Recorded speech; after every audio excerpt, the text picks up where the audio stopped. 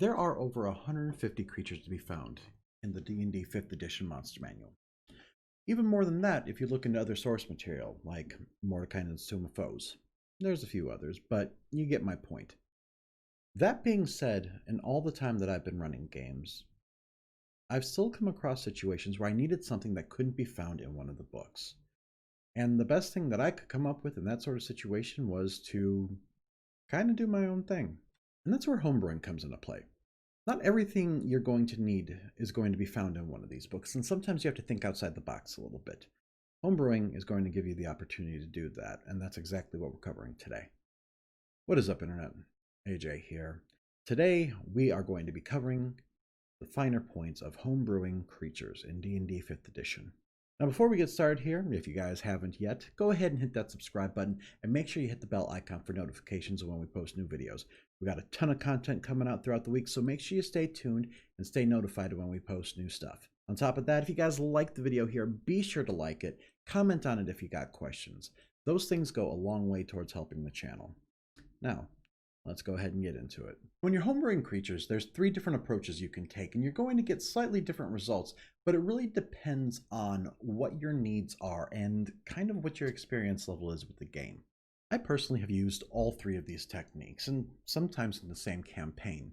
What it comes down to is each of them has their own time and place depending on what your needs are and how far into it you really want to get. Now, some of the higher tier stuff you're going to use way less frequently, and we'll get into some more specific uses for each of them. So stay tuned throughout the video. We got a lot to cover here and a few different approaches to look at things to give you a better idea of when you should be using these.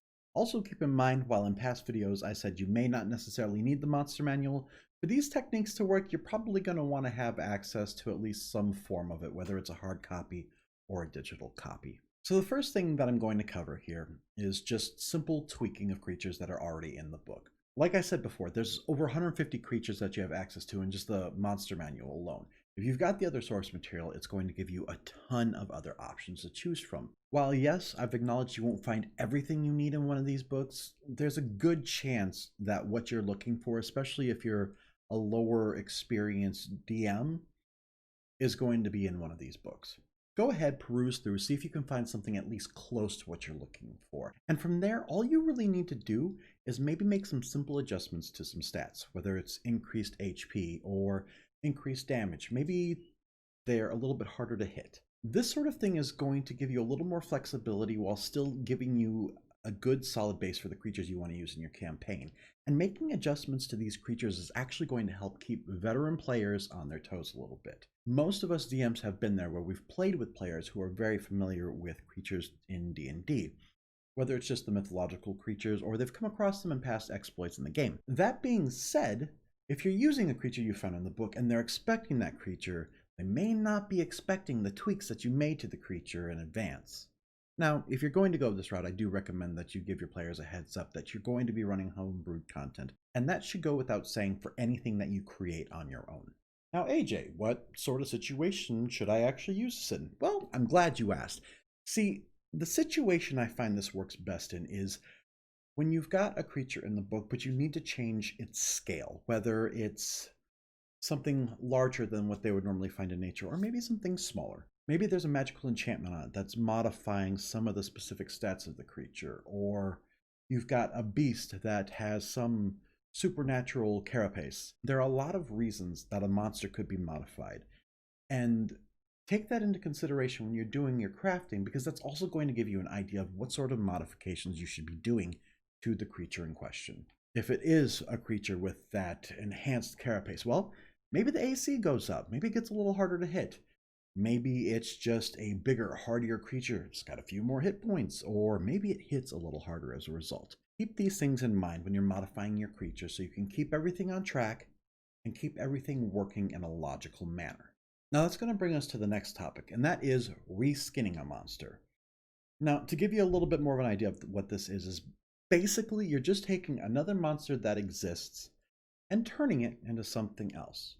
Doing this may modify the types of attacks that it has, or the types of resistances it has, or different special abilities that it has, but you still have the base to work from. This technique works a little bit better for DMs that have been running the game for a little while and can't find what they're looking for, but they don't have the experience or knowledge to just go flat out creating something new. This is going to give you a good base to work from and make it a little easier to keep track of how difficult a creature may be for your party. What I mean by that is what the challenge rating is. Now, I know you've seen it on the stat block, that little CR. That is the challenge rating of a creature. That is how tough the monster is going to be. When reskinning, you can actually use that as a base to decide how difficult a creature you should throw at your party members and what range you should stay in when making modifications to the creature as far as taking skills from other creatures and maybe doing some swapping in that regard. Now, there is a great internet resource out there that'll give you an idea of what creatures you should be throwing at your party at what level. It's called Kobold Fight Club. I'll leave a link down in the description below. It is an awesome resource to kind of look up things, see what sort of CR should be going against characters of your party's level, and you can make modifications depending on how many party members there are, what the levels are, and how many creatures you want to throw against them. And it'll even let you know if it's going to be an easy encounter, medium, hard, or a deadly encounter for your party. So it's a great resource to have access to. I definitely recommend checking it out if you're going the homebrew route. On top of that, the website will also give you a whole list of creatures in the challenge rating that you can look up and be able to use based on your party's information. One more thing to keep in mind with reskinning. As the creatures get more powerful, it's going to be more likely that they come across creatures with legendary actions. The easy thing for you to do in this sort of situation is maybe look at other creatures in that CR range, see what legendary actions they have, and see if there's any that apply to the creature you have. Really, when it comes to reskinning, the whole thing becomes a big mix and match of abilities that you find on different creatures in the same challenge rating range. Now, if tweaking was the beginning level and reskinning the intermediate, this next tier would be considered professional. That is creating your own creatures. Now keep in mind, creating your own creatures should be kept to those who've got the most experience in the game, whether it's playing for extended periods of time or you've been running the game for years. Most of the people who go this route are going to have a pretty sufficient knowledge of the monster manual and how stat blocks work. They're at least going to be very familiar with them and they know what they're looking for right off the bat. That's not to say you can't use the monster manual for anything. It's still a great source of inspiration as far as finding ideas, and it's going to give you a base idea of what to look for in different abilities.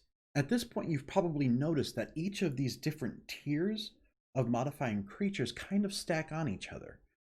Coming from tweaking and making small changes to reskinning and making bigger changes, it's going to lead into being able to create your own monsters because you've done all of the stuff that's involved in this just on a slightly smaller scale before. In all three tiers, you're going to be able to find abilities that you want to use in the monster manual. That's easy enough. The difference in the tiers is in how you use that information. Here's what I mean. So, while with tweaking, you're just making slight changes to make a creature fit the situation better.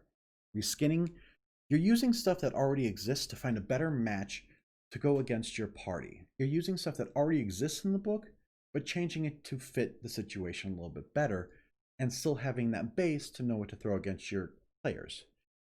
In this situation, you already know what your players can do. You know what range is going to be the best fit for them, so you can just start from scratch. The reason this tier is so difficult is because it takes an overall mastery of the game and understanding of what it is that your players can do with the characters that they've got.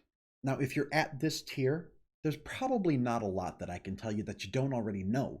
You've probably already done this and have been doing it for a while, or you've at least got a pretty solid toolkit stashed away so that you can do it when necessary.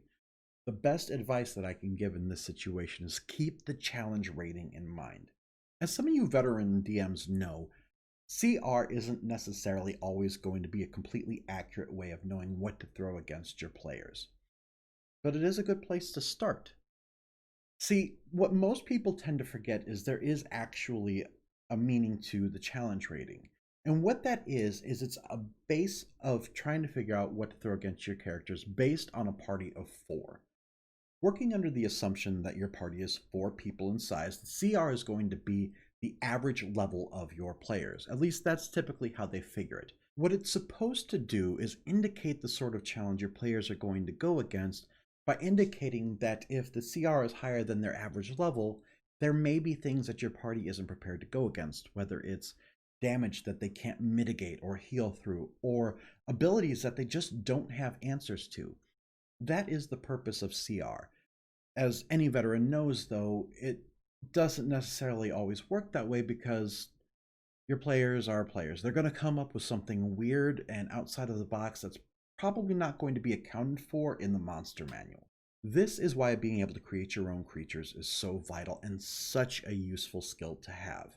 Nobody is going to know your players or what they're capable of better than you are. And when you know what they can do, you know what to throw at them to make it so that it's still a challenge, but not necessarily going to completely overwhelm them as well.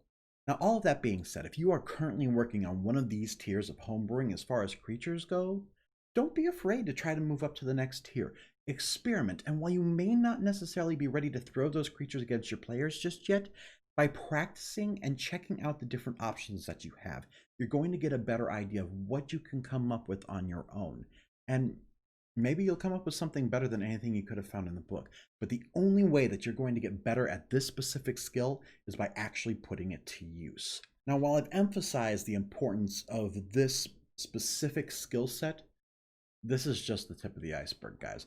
When it comes to homebrewing, there are so many things out there that you can modify on your own. And while D&D books don't necessarily touch on the topic of homebrewing all that much, the DM's Guide does actually provide some decent tools to be able to help with that. I do know that it possesses information as far as the structuring of cities and that sort of thing. And there's going to be a lot more homebrew content to come on the channel here. Now, if you guys have questions about specific homebrew stuff or stuff that you want to see in the future, leave a comment down below. Let me know so that I can cover that in the future. And maybe I can even actually answer some questions in the chat down there. So go ahead, leave the comments. Let me see what I can do to help you out. While you're at it, like the video if you did, subscribe if you hadn't, and hit the bell icon for notifications when we post more videos. I told you there's a ton of stuff coming. And in the meantime, I hope you guys had a great week, and I'll catch you guys in the next video. Happy gaming!